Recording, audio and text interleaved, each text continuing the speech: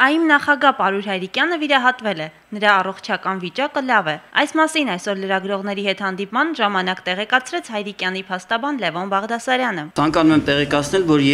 2013 թվականի ապրիլի 18-ին պարոն Հայրիկյանը վիրահատվել է, վիրահատական process-ը տևել է մոտ 6 ժամ, մի փոքր ավել, եւ այժմ պարոն Հայրիկյանի ինքնազգացողությունը նորմալ է։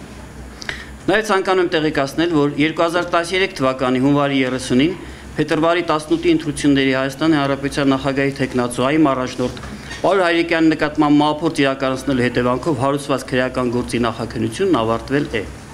Սույն քրեական գործով որպես մեղադրյալներ ներգրաված են 3 անձ, որոնցից 2-ի նկատմամբ մեղադրանք է առաջադրված Հայաստանի Հանրապետության քրեական օրենսգրքի 34-300 հոդվածների հատկանիշներով,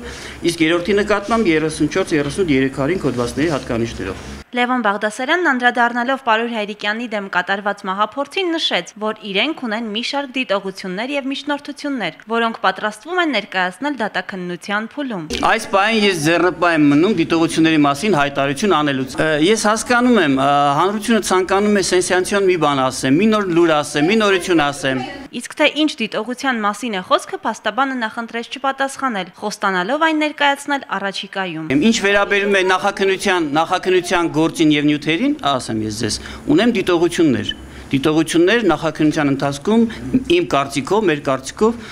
տեղի ունեցած գործառույթների հետ կապված, որը պատրաստվում ենք ներկայացնել դատաքննության փուլում։ Այսինքն մի փոքր համբերություն եւ դատաքննության փուլում ձեր հարցերի բոլոր պատասխանները դուք կունենաք։ Փաստաբանը պնդեց նաև, որ Պարուհ Հայրիկյանի դեմ եղել է մահափորձ։ Ի հավելումն իր խոսքի ասաց, որ վախեցնելու համար կրծքին չէին կրակի։ Հիշեցնենք, որ Պարուհ Հայրիկյանը գտնվում է Բելգիայում, որտեղ էլ նրան վիրահատել են, իսկ վիրահատության գումարը 20 միլիոն դրամ հատկացվել է կառավարության պահուստային ֆոնդից։ Հայրիկյանը մի մեղք ունի, որ չմահացավ մահափորձից հետո, նշեց Լևոն Բաղդասարյանը։ Այդ դեպքում նման խոսակցություններ չէին լինի։ Պետական ոչ պետական կառույցների կողմից ավելի մեծ գումարներ կծախսվեին, անգամ Հայրիկյանին կդարձնեին ազգի հերոս, եզրափակեց փաստաբանը։ Օվսաննա Մնացականյան, Աշոտ Մոնոյան, Սլաքեյ։